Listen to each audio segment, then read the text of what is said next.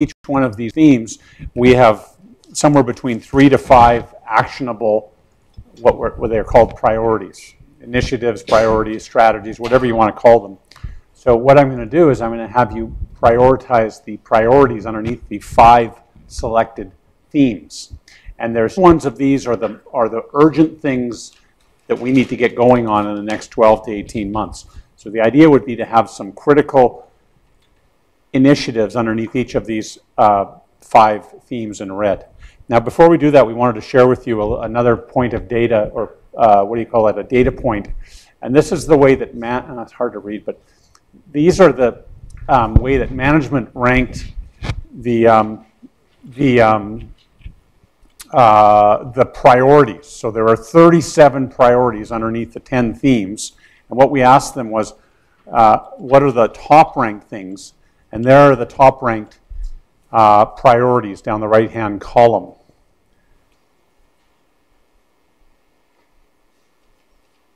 So you can see that the first one is with regards to the transportation theme. The second one, best practice for inclusion, number 36. I can't remember which theme that was under. And then the other interesting thing is the ones that they ranked the lowest. You want to speak to that, Trudy? Sure. So again, you recall that I'd mentioned that we had about a 3-hour planning session with a number of the different departments. And when we combined all of the information and insight received from those discussions, as Eric indicated, there were the 10 that sort of emerged to the top in order of priority with regards to staff. And there were these 5 which they felt were least important to actually be integrated into the strategy as a strategic priority. And you have in front of you a handout that identifies all 36 of the strategic priorities, and they are actually separated based on the theme. Each of the 10 themes, you'll see sort of what action or what priorities were identified under each of those 10 themes. And so that's the exercise that Eric is now going to walk you through will be to for you to have the opportunity to prioritize those priorities underneath, and first prioritize the priorities, and then we'll get you to attach them to a particular bucket. So, back to you, Eric. So on your screens, you're going to see the 22 priorities that are underneath each of the 5 themes. And we want you to select half of those. If we could, and you know what, this bit of an art here in sort of deciding, but I want you to pick 11 out of the 22 that we need to action in the next 12 to 24 months. So these are the priorities underneath each of the 5 themes. And so what you're going to see on your screen are 22, and you're going to literally vote on, and they're in order of, so the first one is around the first 4 are around sustainability in the environment. The next 4 are around transportation, safe, sustainable transportation. The next 3 or 4 are around inclusion. But you don't have to put all your eggs in one theme, if you will. You've got 11 points to allocate across the 22 priorities. So they're on your screen. Down the right-hand column, I want you to pick 11. And Eric, just to be clear, after this, we'd identified there's some miscellaneous stuff coming that's not in the 5 themes. That yeah. By doing this exercise, we're not doing a disservice to the selves of us that thought that there's stuff outside of this. We'll have an opportunity to get there after we do this. Yep. Thank you. Sorry, I forgot about that, Councillor Henry. So you're picking 11 down the right-hand column. Make sure you scroll down to the bottom because there's 22 altogether. And in case you prefer to work on worksheets before you tick the boxes, there are worksheets at your stations too. Worksheets. Actually, Anne-Marie, can I have one? I don't have one.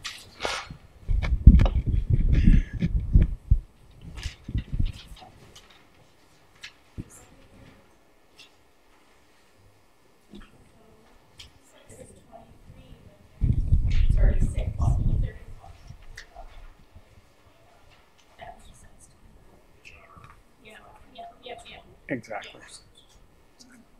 Exactly.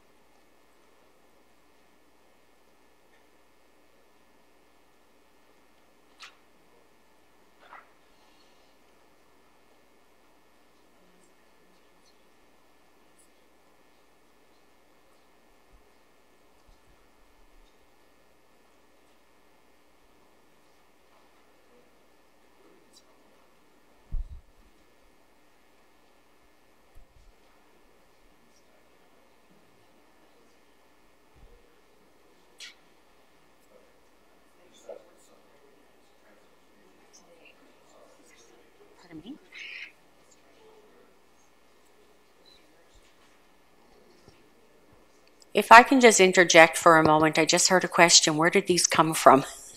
So it might be a good starting point. They emerged out of all of the analysis that has been conducted based on the external. Remember, we talked about the 11,000 folks that had participated. So it basically emerged from us rolling up to the themes and then identifying the priorities that came out of that whole process. And then they've since been vetted both through management as well as through advisory committees within the municipality.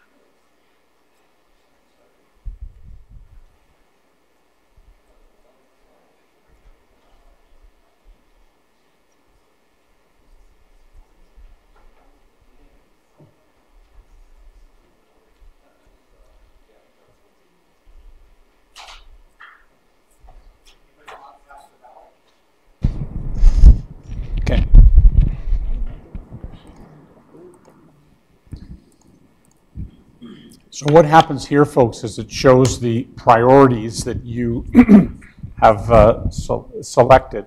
And I'll put these on your screen, sorry. And it shows the way that you rank them. So they're all mixed up right now, across the different themes.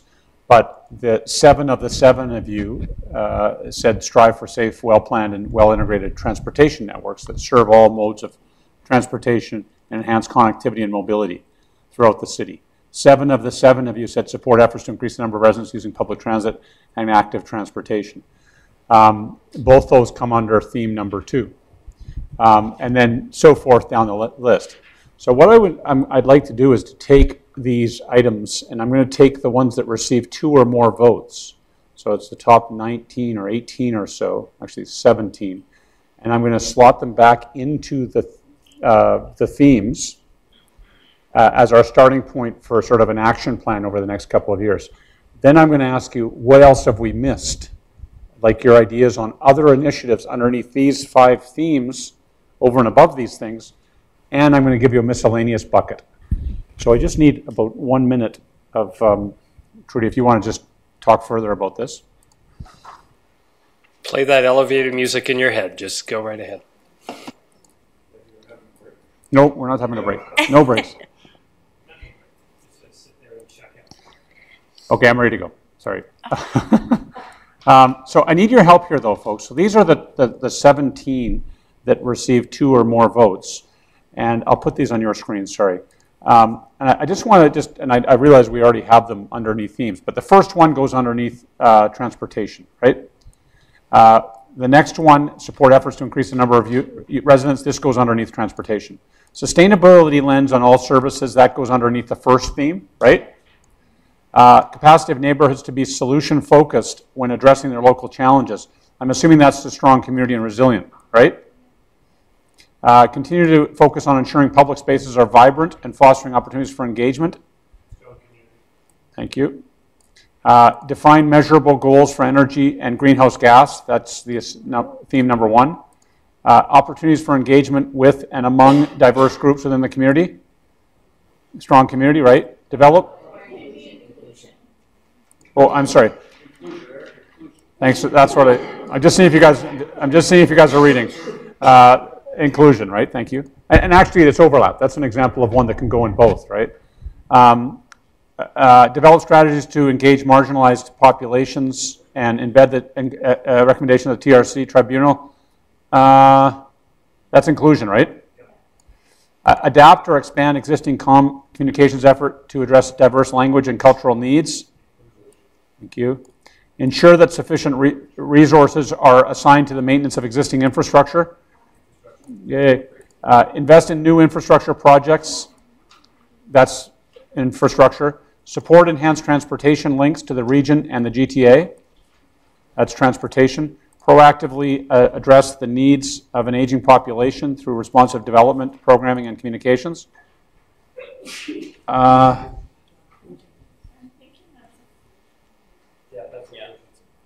Thank you.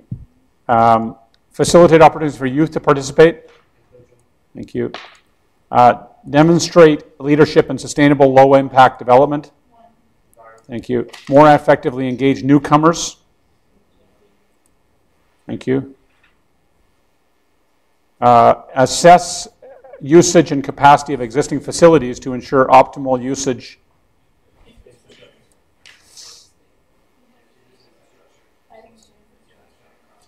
Probably goes under one of these ones that goes underneath both, right? Okay, so now, what we have now is 2 to, I don't know how inclusion got 6, but 2 to 6 initiatives or priorities underneath each of our 5 themes. Now, I'm going to open the door for you as the next step to say, what are some new and distinct initiatives, actions, strategies for each of our 5? Now, so what's missing over and above these ones that you've selected? What do we need to do in the next year or 2 over and above these ones? And I'm going to include a miscellaneous. So the miscellaneous bucket is something that's above and beyond, and you might reference the worksheet for things the themes that didn't make the cut, if you will, for our next couple of years. So there might be something underneath engagement and communication that you might put in there. But this time I'm going to ask each of you to go to a theme that you have an idea for. So on your screens, you're going to see the 5 down the left-hand column. And I want you to just click on one that you have an idea for that's over and above the ones that you just ranked. Okay? So let's say you have an idea for strong communities and resilient neighborhoods. Click on that one. And then down here, you can go ahead and type in whatever you want to type in. Okay? I don't want it to have 10 ideas. I want 1 or 2 ideas for one of these themes that you have an idea for.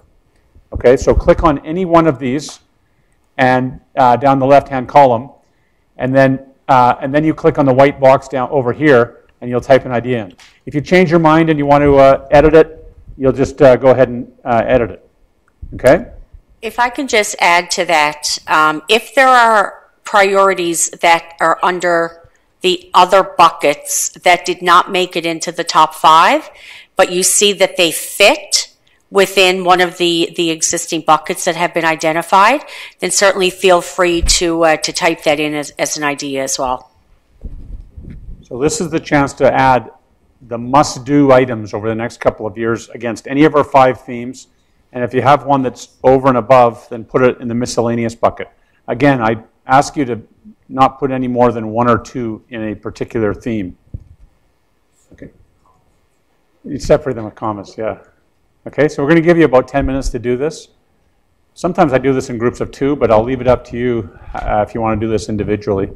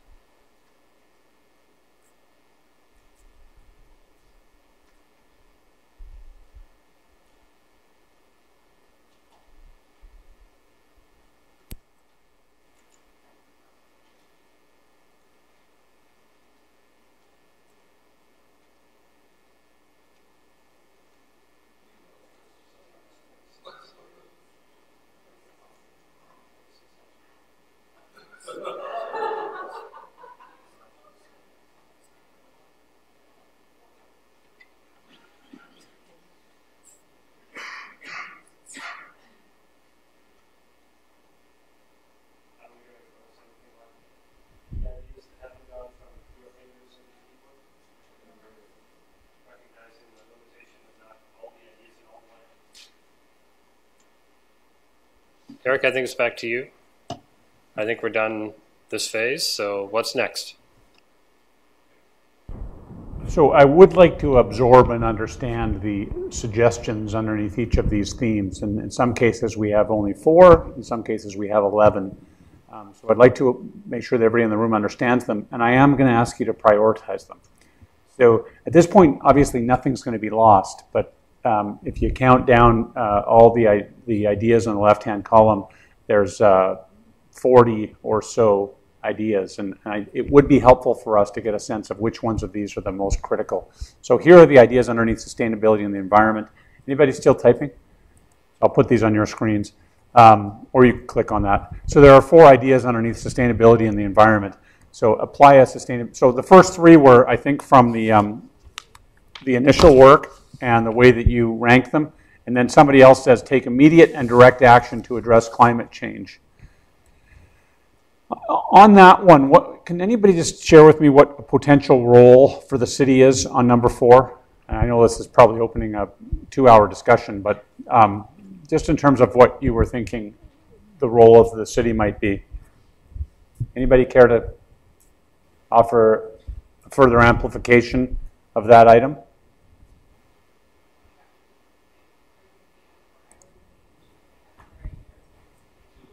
Okay. Number 4, take immediate and direct action. So just, can you give us a sense of just a... Oh, yeah, no, I didn't have any specific steps. I thought this could also be broad. So I put it there just to get climate change the actual wording. That was my main motivation, to get climate change, or maybe to address it as a climate crisis. So it was a broader statement. Yeah, me too. Yeah. But can you give me a sense of what role? I just think the problem is the use of the term climate change can mean anything. That it was 10 degrees today and it's 12 degrees tomorrow. And climate change doesn't really acknowledge the fact that what we're dealing with is a crisis. And so I would like to see us shift some of our language around climate action so that it's better aligned with what we're really dealing with here. Okay. So I'd rather see the use of the term climate crisis. Okay. All right. Okay, so there are 4 priorities underneath this theme called sustainability and the environment. I am going to ask you to narrow these down. And this one has 4 options, and I want you to pick what are the 2 that are kind of, if we could only address 2 of these, which 2 do you think we should follow through on in the next 1 to 2 years? So I just need 30 seconds to set this up.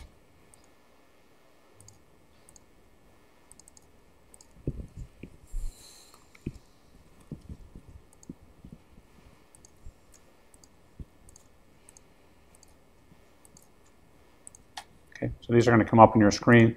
The theme was sustainability and the environment. And if we could only pick 2 of these, which 2 do you think we need to make significant progress on in the next 2 years? Should be on your screens now, folks. Pick 2. Is this on your screen, Jen? Should be good to go, folks.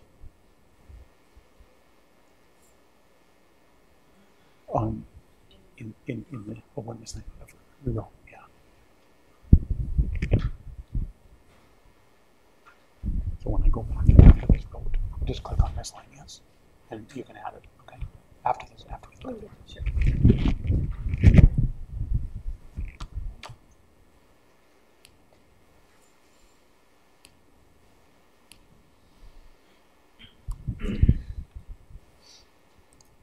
Anybody not cast their ballot?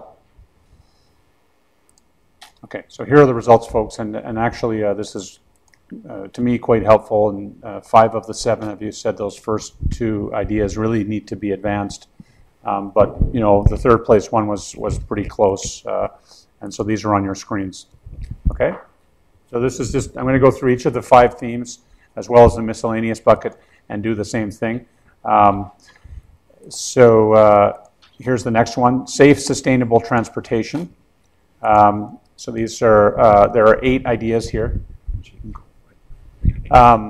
So here are the first 3 were the ones that you, somebody just added one. It's coming in from the Twitter sphere. So the first 3 were the ones that you ranked that were preloaded.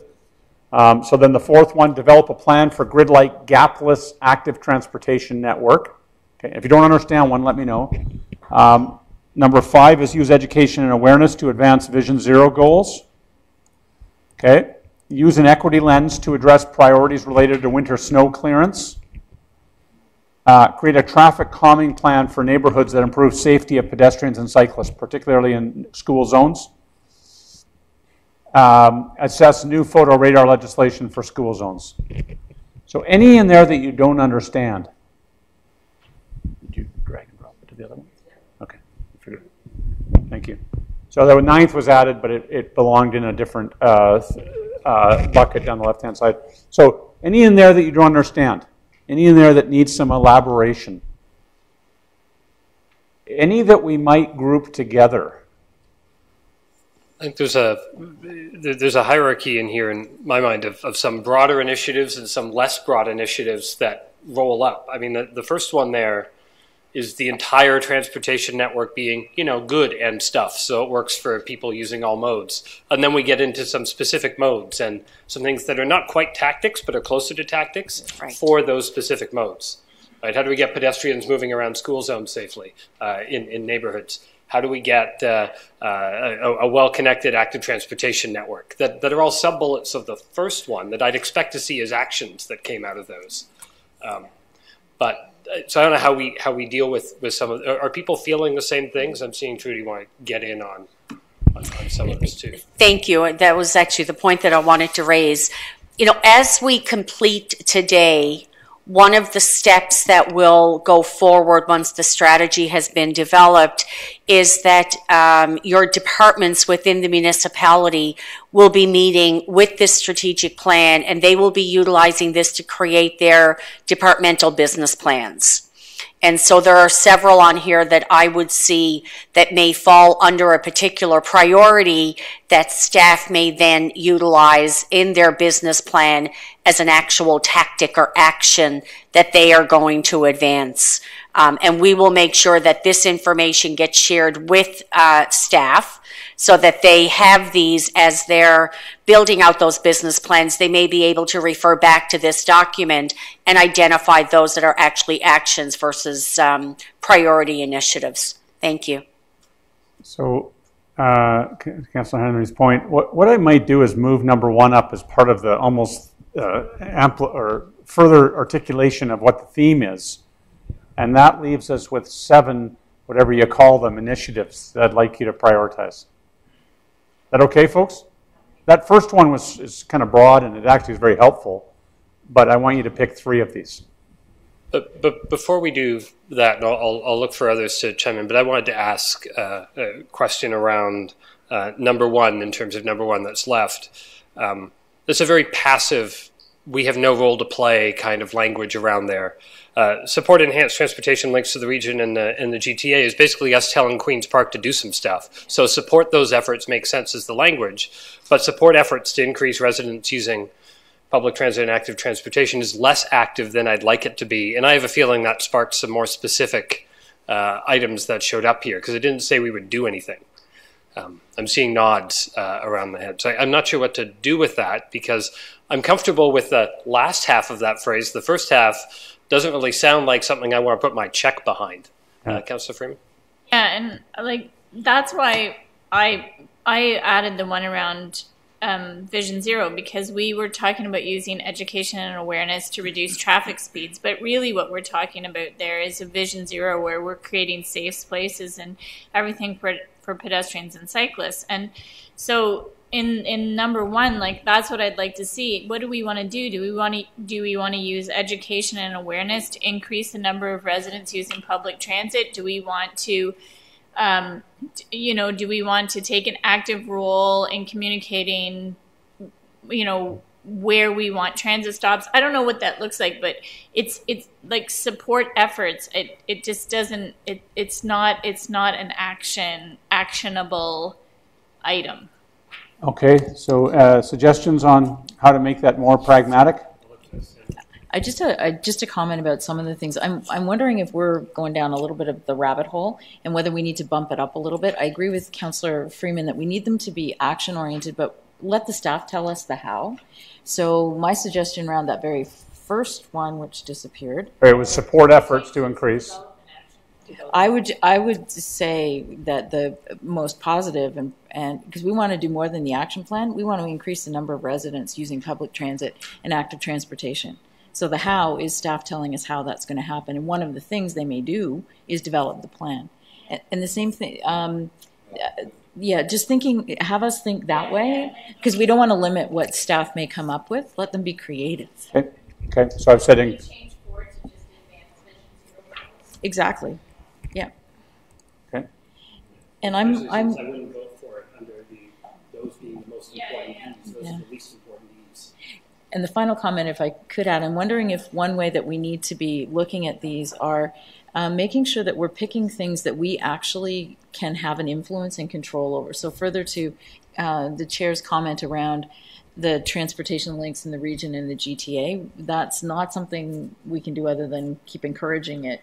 So do we want to just continue to do that? We don't have direct line of sight on that one.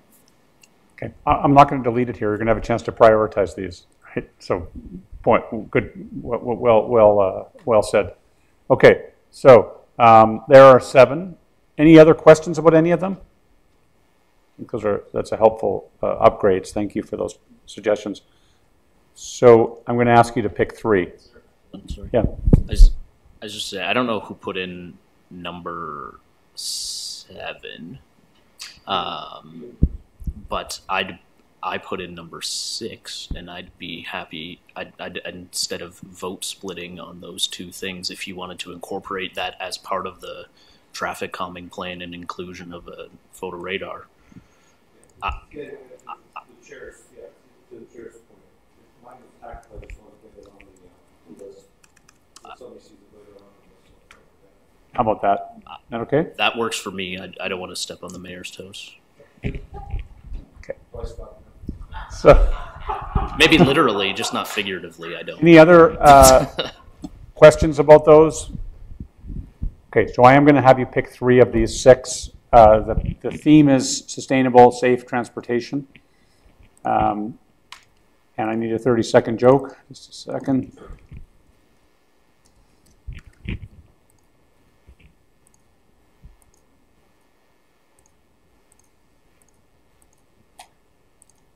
Okay. Should be coming on your screens now. Sorry about that, folks. So if we could only advance on 3 of these initiatives, what would those be?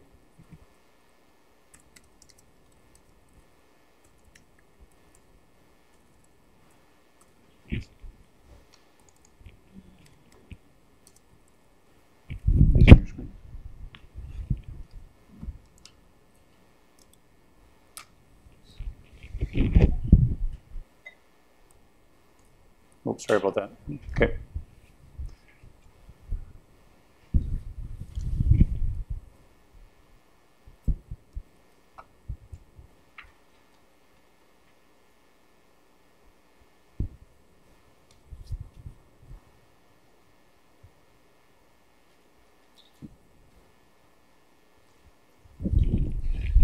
Okay. Anybody not cast their ballot? So here are the results, folks, and actually quite helpful. There's 2 that are clearly above the others. This was the 2 sort of aspirational statements: increase the number of residents using public transport and active transportation, and be a Vision Zero community. 6 of the 7 of you, or 7 of the 7 of you. Traffic calming plan, 4 of you, and the equity lens on snow clearance, winter snow clearance, sorry. Okay?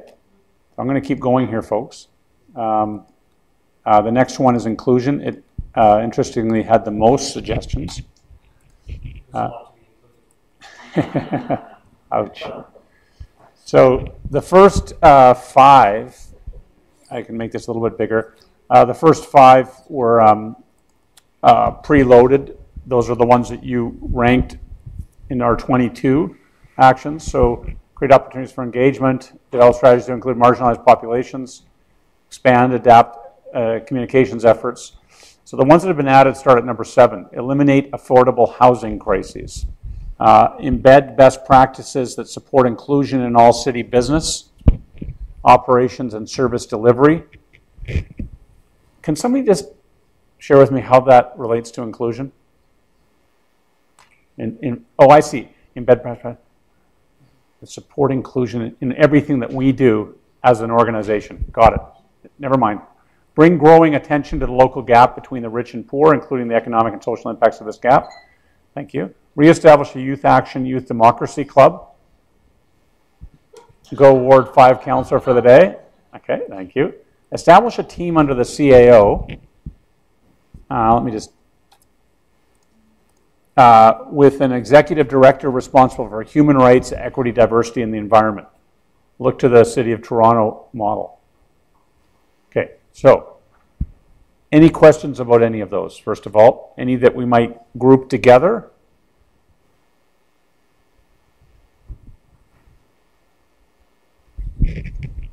Well, I just wanted to, I kind of feel like the affordable housing crisis fits under strong community. Is it okay to deal with it there? Does anybody else agree with that? I'd written something under the next bucket to speak.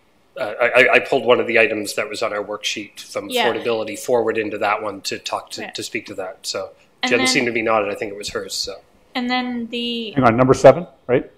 Is that right? yeah.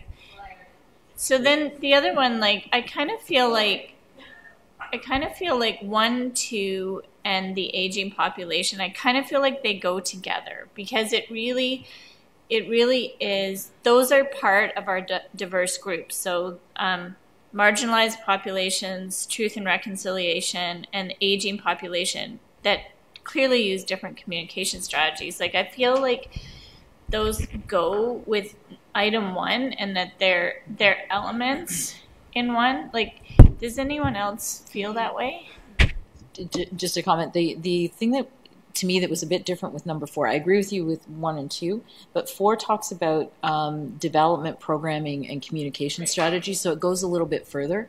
It's almost making sure that we're keeping the aging population lens as we're looking at developments or redevelopments. So I wouldn't want to lose that part of it. So what I propose, I'll put 2 with 1, but I think Councillor Hammer's right. We'll keep what's now number 3 separate, if that's okay. Any other questions about any of these? I was just going to piggyback on that. I really think that, I mean, if we were creative enough in our in that first point, that number 5, sorry, yes, 5 could also theoretically be a part of that. I think it's I think it's really important, particularly when I look at our committees, that we are not just municipal governments, but making sure that we have newcomers on our committees. That's really important to me. And I think that goes with opportunities for engagement with diverse communities. Perhaps it's a more micro tactic under number 1. And I also think that number 8 could also theoretically go in there. So I don't want to... So the proposal is number 5 and number 8 with number 1. Number 5, I've worked with some councils that have had a separate thrust around newcomers, and it's up to you folks, but I think there's an argument for you could do a bunch of things around newcomers that is over and above what you would do in number 1. I'm not sure I like the word newcomers myself, and I prefer it to be among diverse groups within the community myself. That's my perspective on it. I think newcomers is talking about people who moved here from Toronto. I mean, I don't know that we necessarily need tactics to get them to be involved in municipal governments, whereas for people who come from marginalized and diverse backgrounds, I think that's far more important. Is newcomers here a word in place of sort of the refugee settlement, and is that the kind of wave we're talking about, of these immigration wave, or is this just those people that the census would identify have moved in the last 5 years and now showed up in our region, as Royce is thinking about?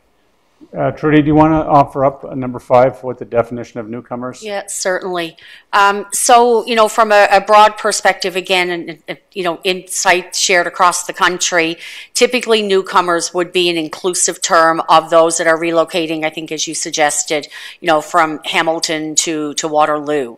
It's not specific to, refugees or immigrants. So it's, and to me, again, this one sounds pretty tactical. Maybe it's speaking to the priority is more around reflecting the diversity of our community within our municipality, and that could include council or staff. So just share that for consideration. So I put number 5 underneath number 1. Yeah, and I would also, if Councillor Bask is okay with it, I would, if we're keeping the word newcomers, fine, but youth and newcomers would probably get rid of the necessity to have 7, I think. Okay. Oh, sorry, number 4 goes with that one also? Is that with number 1? Or do we want to keep the youth separate?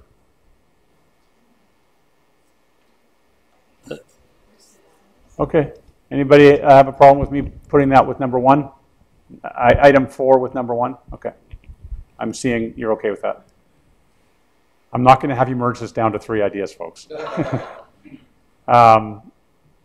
Any other comments, questions? Yeah. Yeah, I would just want to offer a bit of wordsmithing to diverse. If we are going to look at equity as a principle potentially, the language of equity is thinking about difference. So getting away from this idea that we're all the same and should be included within this particular bubble, but that there might be entirely new or different realities. So the language of difference challenges our belief that we want to include people in the way we are running things now, and so they have to adapt to how we run things. So just in terms of alignment with language in the document. Okay, so help me out. Give me some words for number one you're talking about. I'm not exactly sure at the moment, but groups representing groups. Oh my gosh, I really don't know. I would need to do a little bit of research or thinking or asking. And I'd be happy to follow up with that, but I just can't think of it off. But instead of diverse, I would say, you could even say for now, just different groups within the community. Okay. If that's okay with everybody.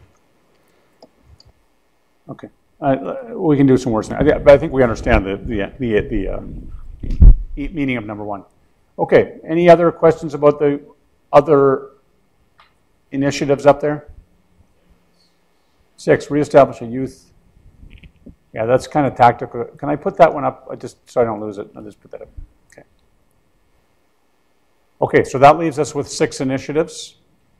You know what I'm going to ask you, right? I want you to pick 3. Technically, this means we get to pick like 6 and 7 for our first.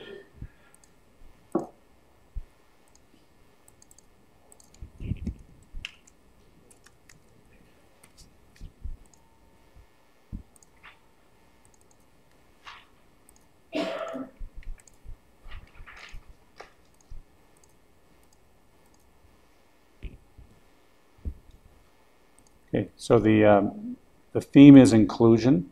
You have 6 potential initiatives. I want you to pick 3.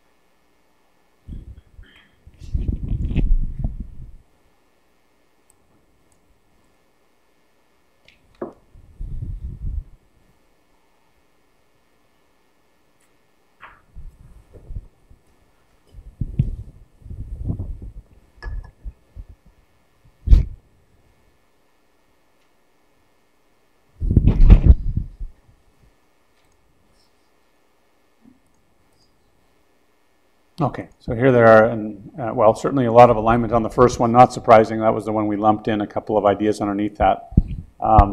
7 of you, and then there's sort of really a tie for the next 4. But this is helpful directionally in terms of some of the things we need to do underneath our second theme, which is inclusion. Our second theme, our third theme. Okay, so I'm going to keep going here, folks. Our next one is strong community and resilient neighborhoods. We had 10 ideas underneath this one. So here they are. And the first 3 were from the preloaded ones that you ranked. So starting at number 4, prioritize the development of diverse housing options that are designed to serve all residents. The next one is eliminate the affordable housing crises. Increase the amount of affordable housing in the city. I would put 5 and 6 together. Is that okay?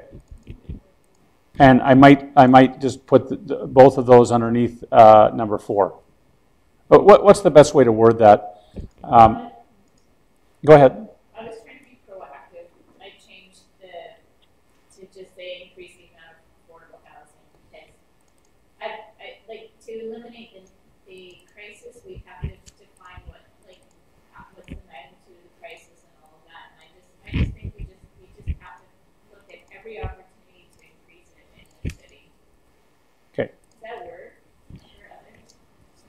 So why don't I do it this way, and I'm going to put that, what was number, anyhow, lump those together. The next one is foster dynamic and engaging public spaces. Okay. Align ECDev initiatives with community development objectives by considering factors such as accessibility, heritage, streetscape, arts and culture, and active living. Okay, so that was added. More effectively engage the arts and culture community in enhancing quality of place. I might put, well, no, this might be different. I mean, 6, you snuck in a lot of ideas there, right? But it's aligning at what we do from an ECDev perspective. I see.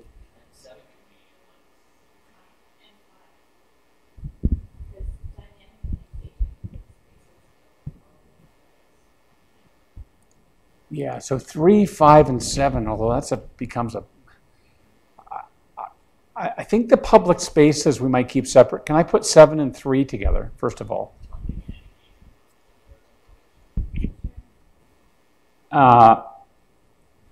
Sorry, just let me.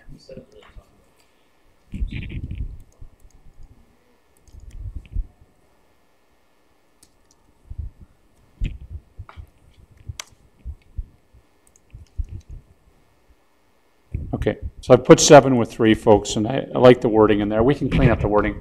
Proactive bylaw enforcement for repeat offenders with respect to community safety and community standards.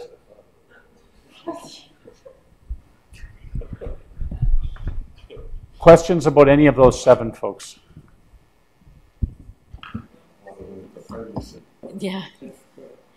I'm starting. I have a question, and I don't quite know how to frame it with all of the tactics on how we carry out many of these things could be increasing the funding. And we've got one now that we've identified that it's increased funding. Many of the others may have to have that. So I'm just struggling a little bit with that being a leading piece with the arts and culture sector. Again, it's can be a how-to. So what's really our goal around that? We want vibrant arts and culture. We want it to be first and foremost in what we're thinking. So I'm just struggling a little bit with funding being lumped in there. Yeah. Jen? Well, my first thought was just, I thought sort of how you were coming at some of that bylaw stuff was more around like neighborhood cohesion and neighborliness. I don't know if that's true, but just a thought to offer. Not to take your voice away. And then the second piece was in thinking about arts and culture, I think 2 things I would really love to see are, this kind of falls into the miscellaneous I put, but just data collection. Like we have some great data from arts in the city, so it's not anything towards the staff who have already put together great reports, but just enhancing data collection and creating that kind of theory of change of what do we want a robust arts sector or vibrant arts sector to look like here so that we can actually measure that, which would also involve, and I know this is kind of risky because of the background and history with creative enterprise initiatives, but I think there's opportunity to kind of grow and build trusting relationships between government and the arts community to do that. So I don't know exactly what that is, but I think that's more when you ask, what are we wanting to do? That's personally what I think is the right move forward from what I know from the arts sector so far, which of course isn't everything. So I don't want to be speaking on behalf of everybody from what I know so far. So I'm wondering if I can, through you, that maybe that one really is effectively engage the arts and culture community in enhancing our quality of space. Quality of place and increasing the engagement, having the data, looking at the funding, all become the tactics on how we better engage them or an output of that. Yeah, I think the elements there are important, and you're quite right. The data collection is pretty key. Okay. So I'm going to put the last part of number 4 up as sort of the lead umbrella statement, and the rest of it is we can wordsmith it. Yes, please. Got lots of people trying to get in. It's totally a wordsmithing. But just can we write more effectively engage with? Because I think that sets the tone for how we move forward of working with the arts and culture community. Okay. Diana's been waiting for a while then, Royce. Thanks. It's just with regard to number 7, the proactive bylaw enforcement. So I guess like, is the high level goal to increase community safety or improve community safety and honor community standards? Because I don't know if proactive bylaw enforcement is really the only tool for that. And I hate in some kind of enforcement as being like it's this heavy-handed stick, right? Whereas the high-level goal is to respect community safety and improve standards or something to that effect. So I don't know who wrote that, but I just want to put that out there. Well, I'll just speak to it, I guess. Yeah. But before I do so, I with respect to the funding on the arts and culture side of things, I think the reason why I like the idea of funding is because that is a stronger statement, and I think there's a perception that we are not funding the arts community enough. So engagement is great, and engagement is, I don't want to say easy, but easy to tick the box of engagement and more difficult to say we're putting our money where our mouth is on that. So that's just my comment on the funding side of things. On the maybe I need some water before the bylaw enforcement conversation, but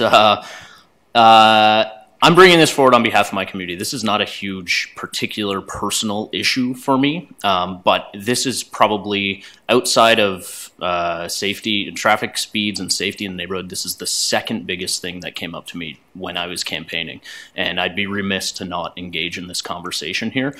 I completely agree with the concept of neighborliness. And I think that needs to be the first step in any conversation around bylaw enforcement, 100%.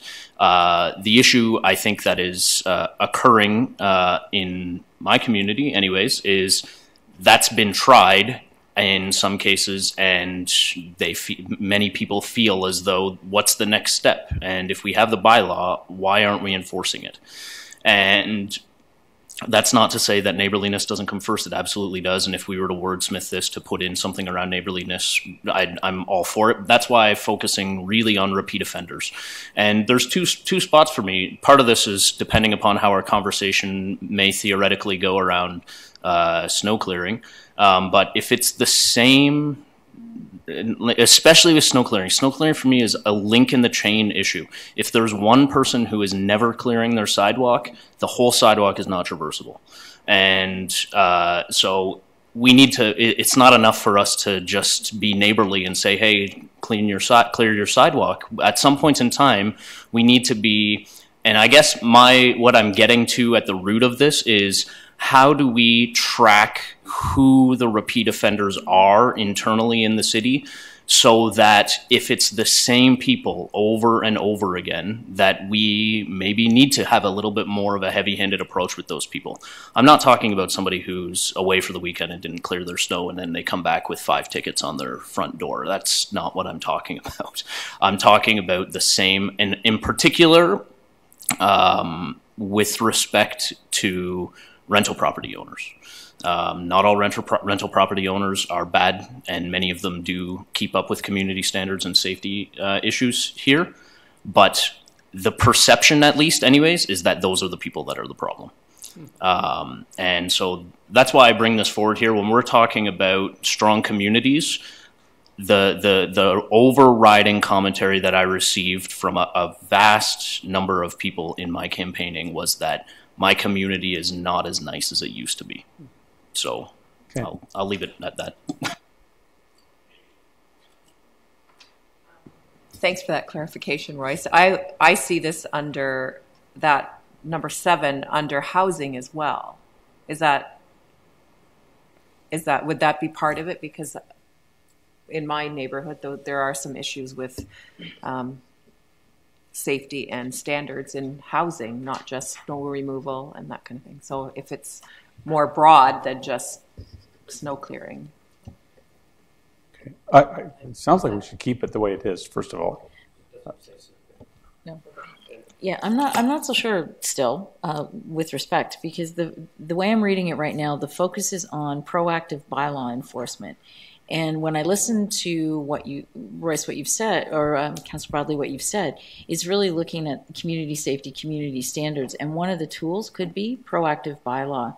And back to Councillor Freeman's comment, there may be other things that staff come up with. So I'm just concerned that we're limiting it by saying just the bylaw enforcement. And to Councillor V's comment around housing, I would agree there's community standards and community safety that we want to include there too. And again, bylaw enforcement is but one tool. Not disagreeing that it's but a tool, but it's a tool that I've had a very large group of people tell me that they would like us to consider. And yeah, I mean, it's not, I'm suggesting this with respect to community safety and community standards in particular, so as to take it away from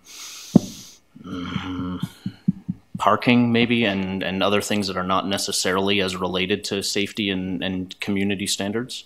I would like to vote on it the way that it is, and I'm happy if around the horseshoe here we decide that that's not something that we want to consider. But I would like to vote on it the way that it is myself, because, as I say, this is what I'm being asked to do. Okay. So listen, folks. I'm going to suggest we leave it the same.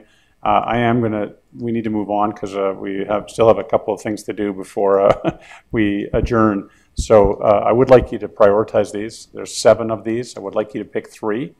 If we could only follow through on 3 of these, which 3 do you think are the most important?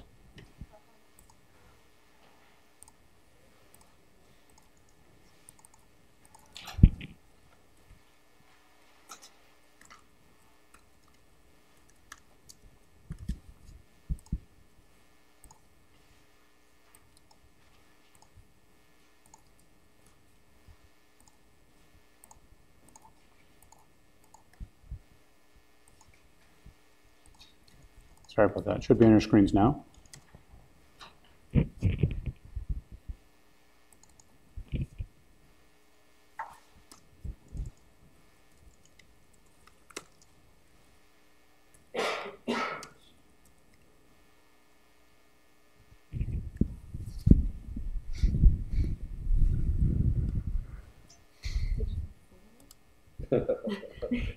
Nice try.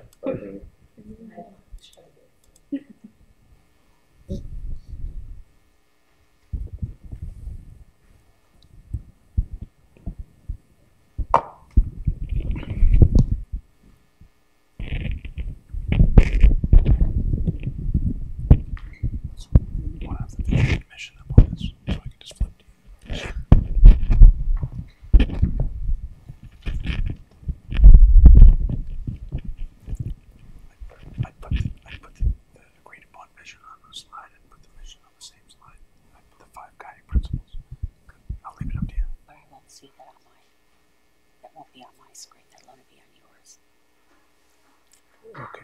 Well, yeah, I'll let you lead the discussion. Yeah, so just leave it on your screen and I'll just talk to it.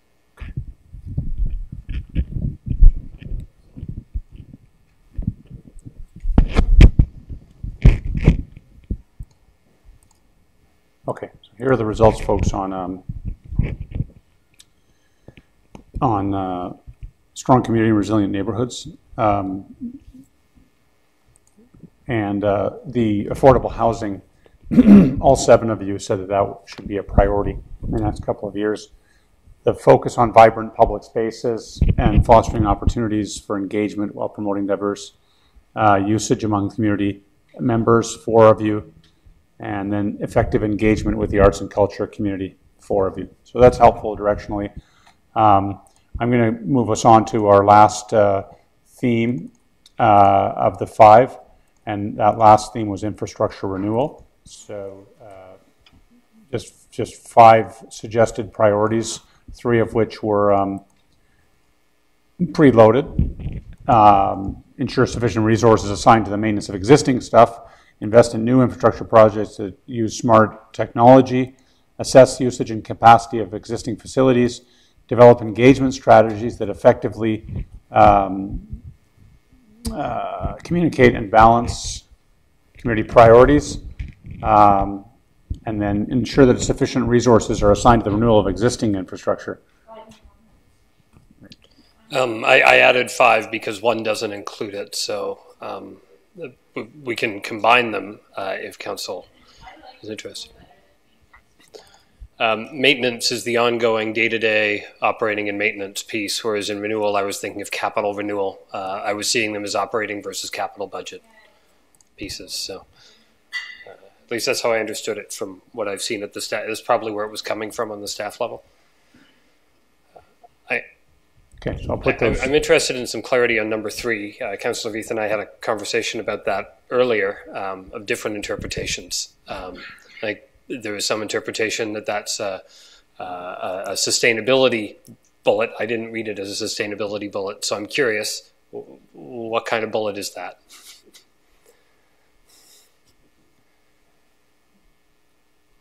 And I'd look to where it came from, but Councillor Freeman, you can interpret. That came from staff, right? Like that came up from the conversation. So that's where I'm looking. Yeah. I don't see it as a sustainability piece. I see it as like, are we properly using our facility, or do we have enough people in capacity and things like that for that's how I read it, but because there was a difference of opinion, I wanted clarity from where it came from. And I looked at it too, like from the efficiency perspective, whether or not, like, for example, are we making investments in these spaces that are improving the efficiency? Like whether it's climate change, whether it's usage, whether it's power operation. I also saw it as what types of services we're offering. Should it be pickleball and badminton, or should it be hockey and soccer? And all those. Okay. Just pickleballs.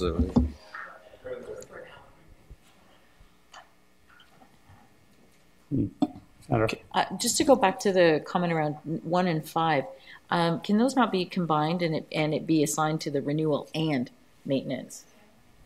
I just, because I think Councillor Henry's comment was quite new that it's 2 different funding sources, but I think we need to keep them both in mind. I guess, sure, I can do that. Is that diluting them, making them too big? No? Okay. I'll put those together.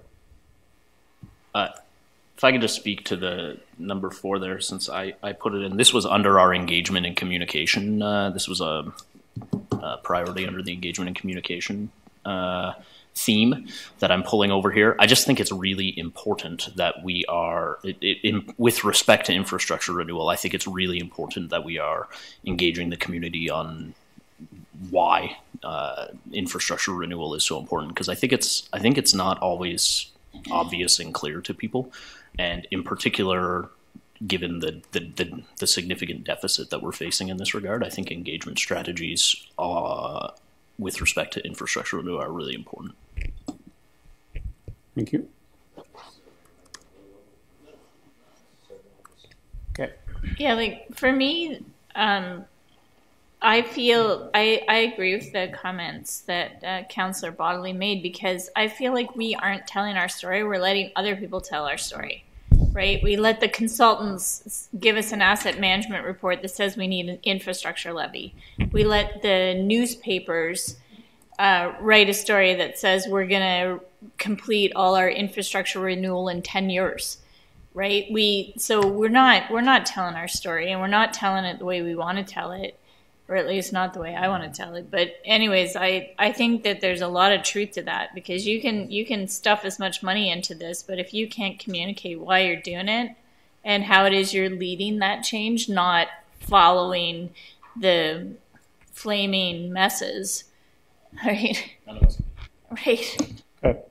All right, so I've just added some words to number 4. Any other questions on any of those 4? Okay, so I am going to ask you to, number 3. Sorry, somebody wanted to amplify number 3? Was that one of the ones that were preloaded? It was preloaded, but we all talked a long time about it, and I think we know what it means. All those things, unless staff never told us we were wrong. I kept looking for them to, but... Okay, so I'm going to have you pick 2 of these ideas.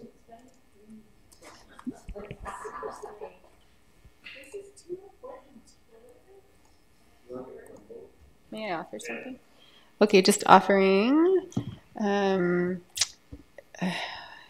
Pick 3, folks. And Number 1, could it be invest in or ensure that sufficient resources and smart technology are. Sorry. Okay, what? Go ahead. You're making it too big. You're making it that number I was one just too going to big. add two small phrases, 4 words. And then merge 2 with 1.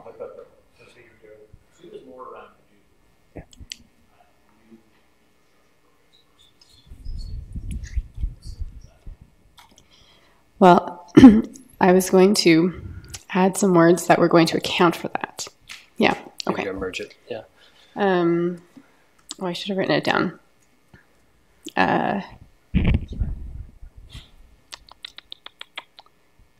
Anyways, it doesn't matter. Like, I can't actually think of it right now. I'm a little bit tired, but I was just, the purpose of this was like to say, add sustainable to the first one. I think sustainable should be added to the first one. If we're renewing and maintaining, we should do it in a sustainable way.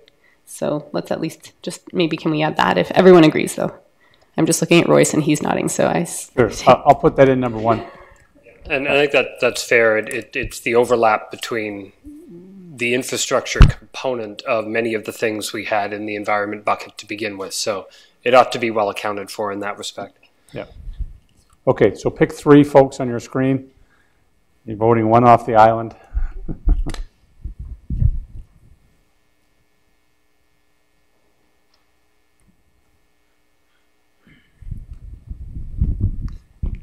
Sorry.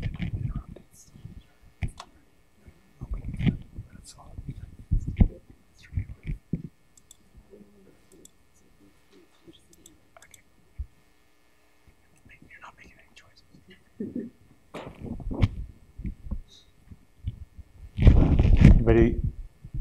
Anybody not cast their ballot? Okay, so here are the results, folks, and I get the feeling that all of these are important underneath infrastructure, but the smart technology one was the one that received the fewest votes. So, okay, so I want to look at the miscellaneous bucket. If you recall, I allowed sort of a catch-all for any ideas that were over and above our 5 themes that you ranked. And the miscellaneous bucket had the following suggestions: economic development, entrepreneurship, and talent attraction. Develop and implement performance metrics that are transparent and easily understood. Automate pay processes for all the city. And be a data-informed organization by develop theory of change with associated indicators to ensure we are emphasizing data collection at all levels.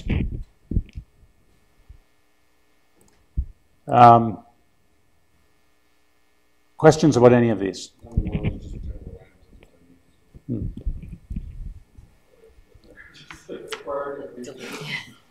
Mayoral priority. When I look at 2 and 4 in particular, they to me would seem like they would be directions to staff that as we're getting going with our strategic plan and the way that we're going to be measuring it, our expectation would be that there are performance metrics that are transparent and easily understood. So I would have trouble voting for that. I would expect that our plan would include that.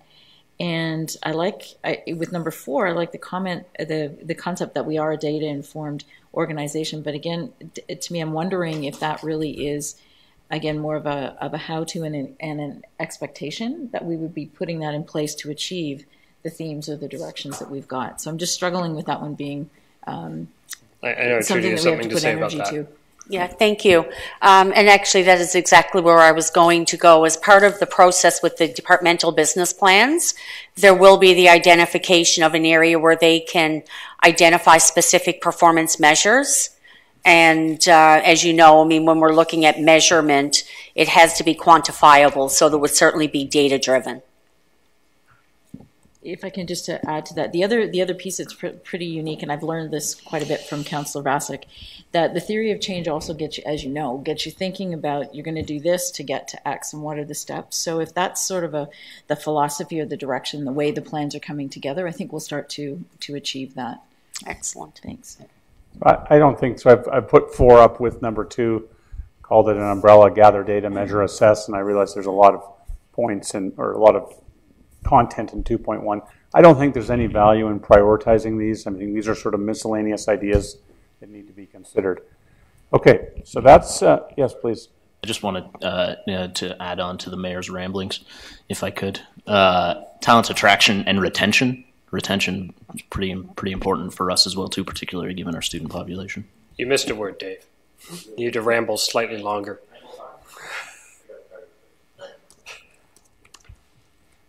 Okay. Your responsibility.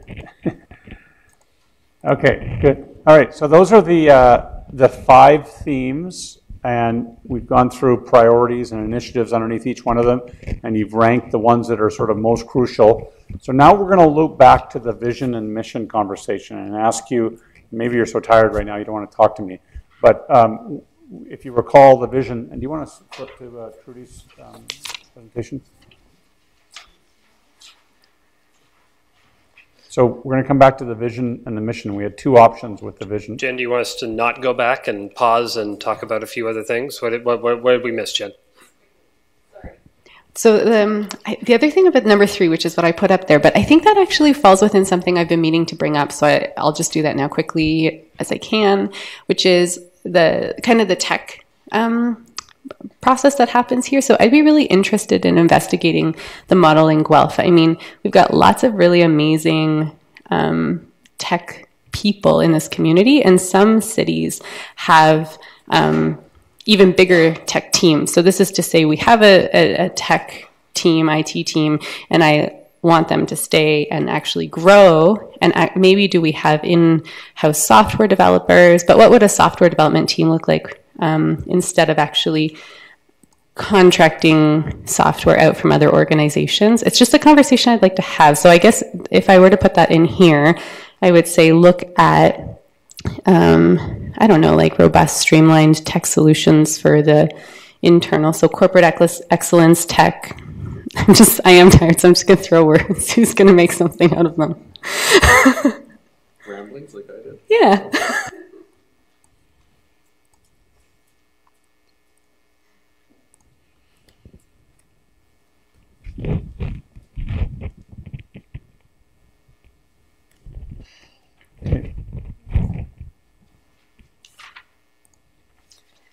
So we've come back to the vision, and you may recall with the discussion that we had that words like innovate, entrepreneurship, leadership, discovery, diversity, clarity around the language of create. And there was also some commentary around clarity of language, so ensuring that we're using clear language that could be understood, not expecting somebody to have a master's or a PhD to understand the language that we have in there. So I just have a couple of thoughts that I'd like to share with you around that, and then it would be advantageous to the process if we can land somewhere that council would be comfortable. So again, I want to just reiterate some of the thoughts that we had shared sort of around the importance or the purpose of the vision statement.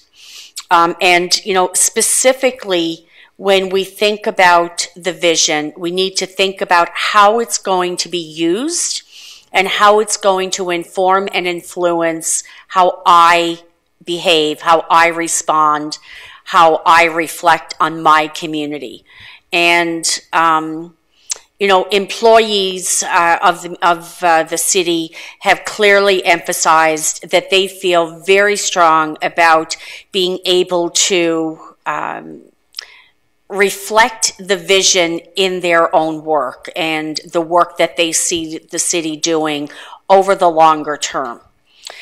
When we think about it from a resident perspective, we need to think about how our residents can apply or buy into the vision as to how it's impacting or influencing within their world, within their circle, within their neighborhood, within their life. And so The vision is something that is very public. It is a statement that will be made, that will be referred to. And again, when you look at some of the visions from some of the other municipalities across the province, to be the most livable town in Canada, I can take that what I need it to be. And it's not necessarily going to reflect the strength of, whether it's our entrepreneurship or our post-secondaries or our practices or our policies or the decisions that we make. But as an individual, I can find how it does relate back to that.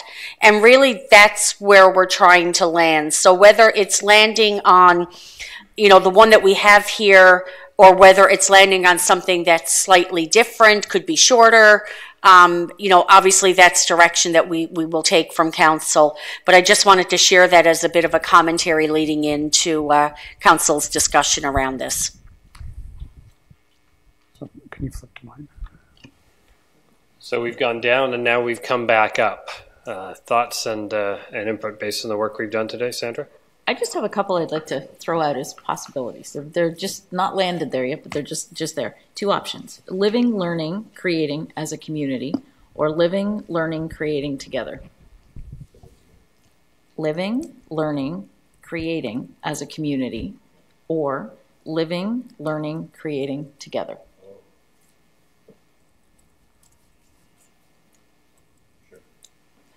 Options for discussion, just to try to keep them future focused and to be short and easy to remember, and people can see themselves in it. Royce? In the interest of not necessarily wordsmithing everything to the chair's chagrin, I guess. I think we need to have a conversation around the three words. The three words versus the other three words. These are the three words I prefer to the previous one. I think most of us agree with that. But do we like these, to Councillor Freeman's eearlier point, do we like these three words? Are they too ambiguous? Are they not aspirational enough?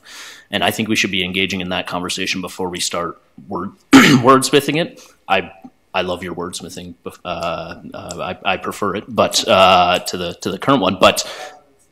But are the words the right words? That's what I think we need to have the conversation about. And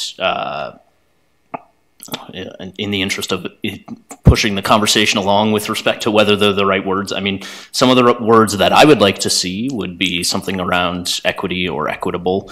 I think that's a place where we fall behind a little bit as a community, and I think putting that in our vision statement would show that we are taking that seriously.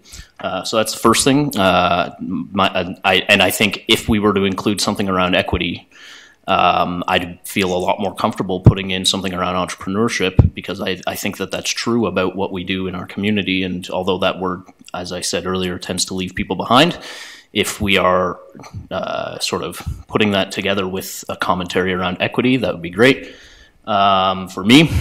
And just because I like, when we're talking about things being memorable, I like things, I like alliteration. So if we have equity, entrepreneurial, and education, that's 3 E's. I'd remember that for the next 4 years. That'd be easy for me personally, and be something that we could go out from a community branding perspective. So if we were the education city that valued equity and entrepreneurship, that resonates a lot with me, but happy to have conversations around whether those are the right words as well. I think that's a good lens. If there's discomfort in where we're starting, wordsmithing the discomfort isn't going to take it away.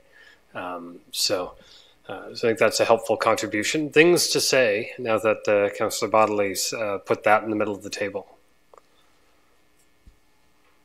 Councillor Vasic. I'm also a big fan of alliteration, but maybe it will make us look corny. I'm not sure in the scheme of world-class cities. Also, maybe environment. So I like to something like, it's 4 E's, but so corny. Something around I like the first statement, that to be the most X, Y, and Z. I really liked that. So to be the most, and I also like the word vibrant. So in terms of words, entrepreneurship, I think that could be captured in vibrant. I like entrepreneurship, and I want people to be able to. I know we have 3 E's: environment, equity, education, vibrant, entrepreneurship. So to be the most sustainable, equitable, and vibrant city in Canada, maybe, I don't know. I think we will want to get away from solving this issue today, given it's a departure from the words we have. But I think the part we should solve today to at least an 85% solution is comfort with the general direction of the kinds of words we want, and have that come back to us at a future point, or we will be here until Monday. If we do this, if we don't let people get away from this table to do it. So I welcome input into the bigger conversation on where this is going, and we can leave it with the team to come back to us in the future. Does that as a plan make sense? Good. I'm getting nods from people that have to do it. Councillor Freeman. Yeah, for me, I'm looking for words that are truly unique to Waterloo, because I do think we have a unique story to tell, and I'm also looking for words that challenge us to be more. And the words that are there right now, they're just too motherhood and apple pie, and I'm surprised that people think they can rally around them, to be forthright, because it just doesn't say that we're trying to be more. So yeah, just to my point earlier, I agree with you. I think they're not aspirational enough. Live, learn, create. It's not aspirational enough, and I don't think it reflects. I don't think it reflects on our city. Myself personally. I agree with the comments that we do need to look at something that's aspirational. I think that's a great piece. The other lens, though, that's really important is we've got to be careful that we don't use the academic words, because we're trying to get something that everyone in our community can be. And so I worry a little bit when we use equity. Just after our conversation, I get the theme of it, so the task to the team would be, how do we put it in simple language so that we've got the spirit of it there, and we've got the visionary piece. We spent a lot of time talking about newcomers, and newcomers being different populations and different growth, but yet the words that we've chosen are ones that would be exclusive rather than inclusive for some of the populations. So just if we could think about that. It's a big task we're asking you. Grade 5 language with concepts that are really much higher than grade 5.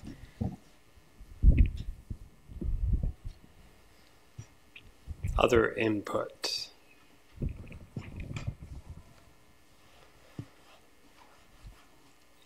Councillor Freeman. I guess, when I look back at the document that Councillor Vasek and Councillor Bonagor crafted, they use words like resilience, right? And we talked a lot today about being sustainable and responding to climate crisis, and all of that rolls into words like resilient. Even sustainability rolls tightly into resilient, but to me a word like resilient is so much stronger than live. So that, I guess that's what I'm looking for, is those kinds of elements. And I do want to give the team a chance to go back and kind of look at, I would even like to see a Wordle created based on some of these things, to see what really comes out on top. I think that could be really interesting. Sounds like there's a lot of energy around the room on a vision. Do you want to take a crack, each one of you, to give me a potential vision statement using some of these concepts? No? Okay. Let's leave it to us then. I just want to share, my son goes to Vista Hills Public School. Go Hawks, I think. And one of the things, just because resiliency really just brought something to the top of mind. This is an elementary school, grade 1 to 8, and they talk about the hero generation. And those 4 words that they use are hope, efficacy, resilience, and optimism. So I appreciate the idea of grade 5 language, but this is a grade 1 to 8 school. Those are their 4 words. Every student you talk to in that school knows what all 4 of those words mean, and they are They have that beaten into them, not literally. So I like the word resilience as well too. I like the word efficacy, but maybe not for this purpose. I just like the word. I think beating people into resiliency is a commentary on provincial politics at the moment. Hope. Yes. Jen? Yes, I agree with lots of that. I think those are also good words, but I don't want to be too positive. I want to also be aspirational, and I think to be aspirational means also to be critical and to have some sort of spirit of dissent within that and change within that too, which is interesting, particularly in the context of our crest, which says stability, which is not at all what we are talking about here today or have been. So yes, and also I don't want to lose the critical aspect of it. Okay. Thank you. How comfortable is the team with where we're leaving you? We'll make it work. So you're living in that critical discomfort that Councillor Vasic is so hoping will produce something. So No. okay. So where does that go from here? Councillor Bonnelly doesn't want to go yet. Where do we All right, go? I just wanted to, if we're at the point where we're going, I wanted to bring it back to the guiding principles, that I'm not sure if we were going there or not. We will, yeah. Okay, I'll wait then. Thank you. So we're going to move on to the vision, Eric? No, to the guiding principles. Or sorry, So we have 5 guiding principles. Those are from 5 years ago. There was conversation to add a guiding principle around inclusion, I believe. Correct me if I got that wrong. And I believe there was possibly adding a guiding principle around sustainability. And I pushed you to say, let's go through the themes first of all. It did make the top 5, sustainability and the environment in terms of the 5 themes. But if it's an important enough thing to say, this is one of our core value, one of our guiding principles, I open it up to you. I would suggest to get, same with themes, anything more than 6 principles, they kind of they become meaningless. So, Councillor Bonnelly?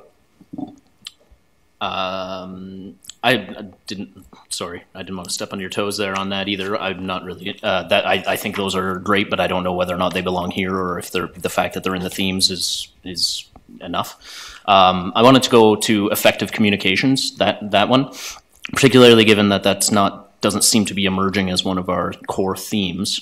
And perhaps this is a little wordsmithing, but I think effective engagement is more, not just from an alliteration perspective, but I think is better, because communication is one way, engagement is 2-way, and I think having effective engagement is more powerful than effective communication.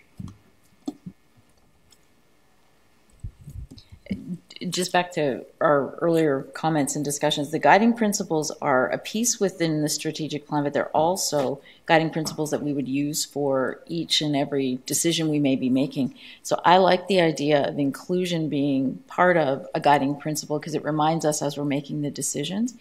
And I'm also thinking, because we've got quite a yardstick that we want to move around inclusion, it's not a bad thing to have it as a separate theme, but it's also one of our guiding principles. The one that I wonder about continuing on, two actually, we have to aspire to have healthy workplaces. I just struggle. Has it moved on now, and we're establishing that? And the same thing with personal leadership. I was just needing to know what that would look like. I think on the latter part, I'd look to our chief employee over here, Mr. Anderson, to offer some comments from a corporate perspective, since I think we've spent a lot of time thinking not just corporately, but mostly community oriented. It would be helpful to get some corporate perspective before we land this. Certainly, through you, Chair Henry, we often communicate using the guiding principles internally with staff. So healthy workplace for sure has been in our strategic plan for probably 2 or 3 generations of the document.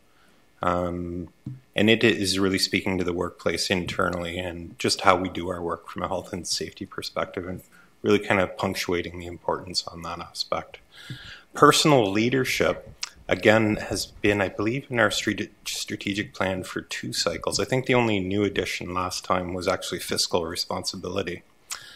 So personal leadership was, again, encouraging our staff from kind of a ownership perspective, customer relationship perspective, taking responsibility, thinking differently, risk-taking, those types of elements. So that's how we use those guiding principles to really kind of communicate how we achieve kind of the mission and the vision of the organization. Yeah. If I can just add to that, thank you for that clarification. And I think you've said exactly what I was hoping that you would. The principles are used not just for the strategic plan, but for all the activities that you're doing. So all the more reason that that principle needs to be there. Something, it's the behavioral component of it. Thank you. Yeah. Go ahead, Dave. Yeah, I think what we're really just highlighting here is for the 4 hours, we've really talked about serving the citizens, but we haven't talked about us being an employer very much at all. And so this has sort of become out of mind. We've been so focused on serving citizens, which is a great thing, but we still have employees to serve as well. And so then I'd like to offer, I like the word inclusion. I think people are drawn to it and it's a bit more accessible, but I think it's also a really ambiguous term. And so I wonder if we can name it equity and describe what that means, because it means treating people differently. And I think that based on various reasons, and I think that could include healthy workplace and does include healthy workplace. Or equitable, or whatever the term is. But I'm just wondering if we could do equity instead of inclusion, or inclusion and equity, just so that we...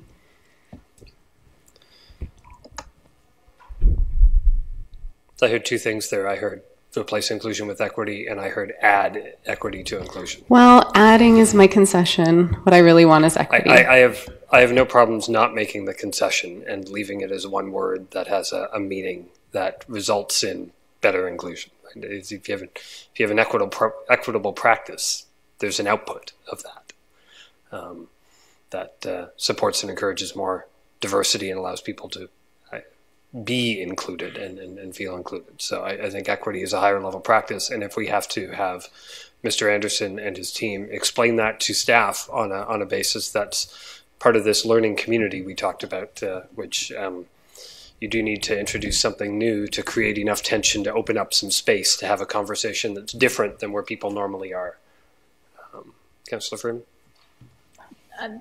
I'm kind of building on on Mayor Jaworski's comments around being an employer. And I think the other thing is too, is like, we have to recognize that we're employees too, right? And so some of the things we're talking about does deal with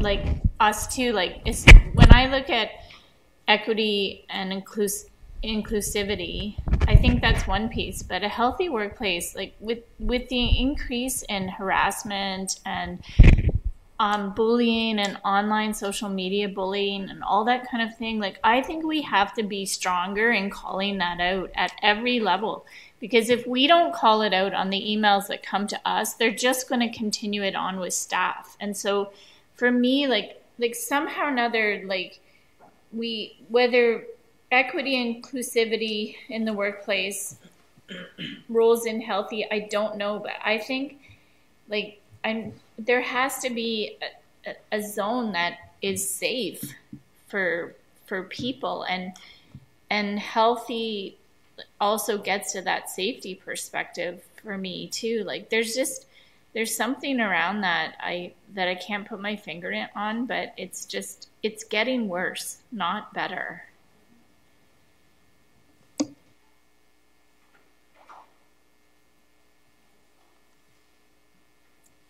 I mean, I think in academic terms, I think what you're referring to is nonviolence, and not the violence, the physical violence, but also that kind of like symbolic or there's another word for it. So that's the academic term, but I think it's maybe equity and nonviolence.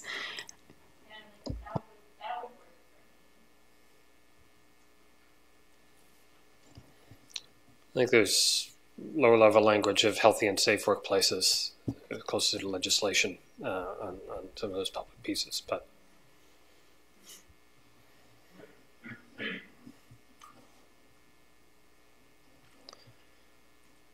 anything else on this section of activity that we need to do today? Not seeing anything from council. Anything from the team?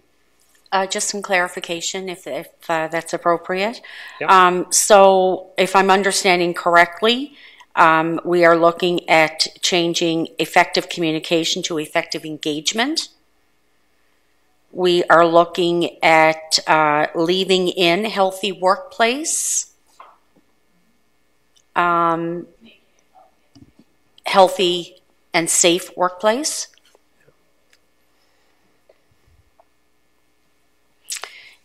We do want to add equitable or equity as an additional. I've heard yeses, but I'm hearing the people that want it to be yes concerned about that in some fashion, which is okay, that's better. I was seeing. Okay. Jen? And is the direction, oh, sorry. No, go ahead. Is the direction still to leave personal leadership, or do we consider personal leadership to be part of a healthy and safe workplace? No, I think it needs to be something separate just from Mr. Anderson's response to it. It's very important from an employee standpoint. That's great. Thank you very much for the clarification. Okay. Now it sounds like the team has what it needs from this section. Not yet. Councillor Vasic. Sorry, I thought you were saying we should just keep it equity. We should say it. If that's what we mean, we should say it. Was I misunderstanding what you were saying? Equity as the word. I know, but inclusion is also in there, and that's what you said, if not to make a concession. So if everyone wants inclusion and equity, we can have that conversation, and I'm open to it. But I was understanding that we were moving ahead with just equity. So just for clarification for me. That's what I heard. Equity was what I heard from Trudy. Or equitable, or whatever word fits best. I'll change it. Yeah, I know Eric's typing, but Trudy was leading the confirmation of what we heard. And I heard only the one word come out of. Correct. Trudy, yes. So the only thing that I haven't heard conversation around is whether we keep fiscal responsibility the way that it is. And so I'm just asking the question, like, does sustainability and fiscal responsibility, do they go together? Are they separate ideas? Like, what do people think about that? And I'm just wondering if, with that one, I had a similar thought. However, I'm wondering if we're asking the team to look at what are the behavioral statements that go along with each one of them. So when they play with it, it may solve that issue. Yeah. And the same thing with equity and inclusion, whether it's equity or inclusion. I'm wondering if, as they work through what it is, it may help us land on what it should be. Dad, I still see equity and inclusion as complementary, but not. I guess I don't see inclusion as simply a subset of equity, in my mind. But that's, and also we've gone from old terminology through the years, right? From diversity, we've kind of skipped inclusion, went straight to equity. And I think if we look at words, like earlier today, we were talking about innovation. And one of the reasons why we didn't use innovation last time around is because it's been around so long. We have awards from 1989, the innovation awards that we have posted up, so it's considered an old word. And in my mind, the community has gone from diversity to recognizing inclusion. I hear a lot of that now. I think a very modern word is equity, but the community is still using inclusion as the modern version of diversity. So I'm afraid to toss the word inclusion already. Yeah, I agree with the mayor on that as well too. I think inclusion for me as a word, it has a different meaning than equity, and it maybe has more of a meaning towards a diversity for me. And I know that we've sort of had this conversation, Councillor Vasic, separately. But I still think there's some resonance for me with inclusion myself. So I'm not against equity at all. I think equity and inclusion is good. Sounds like we're comfortable with that. Thank you. It's back.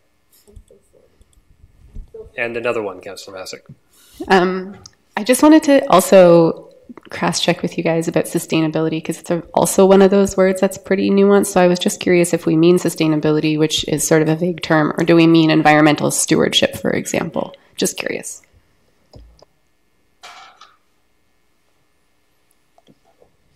Out here, when I saw sustainability, I was thinking of it in all its senses, not particularly the environment. So, if that's, I would agree. I saw it exactly that way. It's not just fiscal. It's not just environmental. It's pretty broad. I would like when I think of sustainability now. I don't want to seem like I've felt like this forever, but when I think of sustainability now, I think of the UN Sustainable Development Goals, and I think having a guiding principle that could theoretically tie to the SDGs is really valuable. Got it.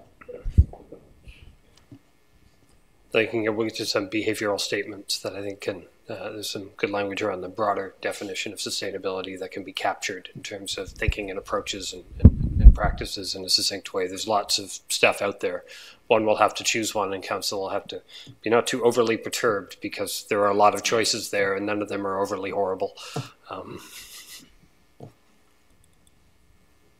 Okay, so now are we good to leave guiding principles? What's Yes, next? thank you. What's next?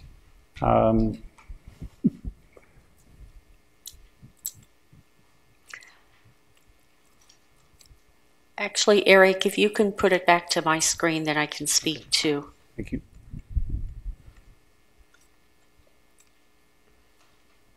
Thank you. I'm just conscious of the time. It looks like we've got about 7 minutes. Is that correct? I'll call that correct. Thank you. So I don't know that there will be a lot of opportunity for discussion around performance measures, but it has been something that has come up several times throughout the conversation this afternoon. I just share with you a couple of things. We have been working through the steering committee with staff to identify metrics that are currently being utilized within the city at the staff level to track and monitor specific data points. It will absolutely be a part of the business planning process template, which we will be sharing with staff, providing the opportunity for staff to have the conversation on what are the most reasonable measures that could be attached to specific strategic priorities that have been identified as part of the strategic planning process. I just share with you some that have been utilized within other municipalities and likely within the city itself as things that municipalities are monitoring and finding ways in which to share this information within the public realm. So it will be part of the development of the final strategy, but it'll be primarily driven at the staff level at this point. And I would understand that it probably would land with council for final approval. So I don't know that we have time to get into a discussion on how we measure our success, but certainly my contact information is available, and if there is anything, whether it's through Anna Marie that then gets to me, then we would welcome any input that may come from that process. I'll look to the mayor for a question. Just to throw something out there, not just if you go back 2 slides, not just these types of things. What I really miss having is service levels, and having distinct service levels where, as an example on a bylaw, that we know if somebody calls bylaw, we will interact with them within 24 hours or something like that, where we know when we're meeting our service levels and when we aren't. If we say, if there's a major snowstorm, that once the snow's done, within 16 hours, we'll be done. Did we meet that? What % of roads? How far are we along? It's all those different service levels. That's one thing that I feel here is it's really hard to tweak things to say, we need more funding there, we need more funding there, when I don't know if we have all these service levels, but I think that's something that would be easier to govern from our standpoint if we knew we're making these investments and we're hitting these service levels 80 or 90% of the time. And I think that's one thing that sometimes frustrates me, because I don't know what our level of service is for a lot of our things. Like, so where residents are complaining, I don't know if the complaint is, quote, valid because the snowplow hasn't come by in 10 days, or if it's not valid because they've looked out the window and the snow's just stopped and they haven't seen a snowplow yet. I think that would help me guide the, or better understand the types of how we're doing as a city. Just to offer, when I think of the performance measures, I tend to think about things from an outcome standpoint. So not just the number of inspections that we did, but what was it that we did that was different about that. And a reduction in something is not always a good thing. Often, if you are trying to improve things, obviously you may have an increase in reporting, and you may be able to have it responds to the service level kinds of things. So I want to make sure that we're thinking about those too. Some of the things are absolutely, yes, just ticking the boxes. What's our unemployment rate, and we want to see it go up and down. Others, I think, would lend themselves to more of an outcome focus. Bryce? Yeah, just agreed entirely with what Councillor Hanmer said there, and particularly I'm thinking about it with respect to resident feedback. We should be asking residents to complain more so that we know what the problems are. If there are problems, we don't want residents to feel like that they're not listened to, and so if they have a concern, we should want them to come forward to us. And so I don't think I'm not really sold on the idea that the amount of resident feedback we're getting is a good performance indicator myself. So I don't think the examples from other municipalities that weren't generated by staff for the plan that we're developing is a good example to go off of where this is going. I think what we're hearing around the table very quickly is we agree that these should not be our performance measures to achieve our strategic plan on some of those. There's a lot of challenges with some of these examples for where we're seeing us needing to go. But I think it's very helpful to know that performance measures and some thought around them will be a significant part of our strategic planning process, that it will drive measurement that comes through business planning and updates and reports, and will allow it to roll up. And I think it would be helpful for council to give the team and Mr. Anderson's team more broadly some leeway that this is at this level of detail and this level of connectedness will be fairly new for the organization. Particularly in an integrated fashion up to the strategic plan.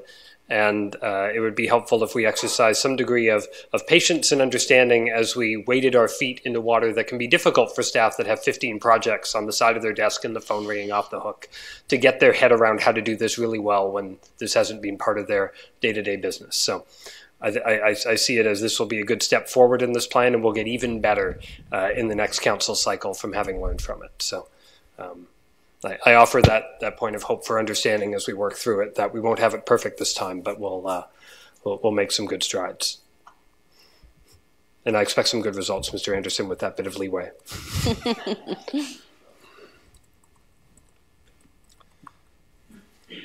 And that really just brings us to the last slide, which just again reiterates the process that we're now entering into, which is phase 4 around validation and mobilizing the strategy. The draft plan will be presented to Council April 29th. It'll be shared externally and internally over the following weeks, with the final strategy being presented back to Council on June the 24th.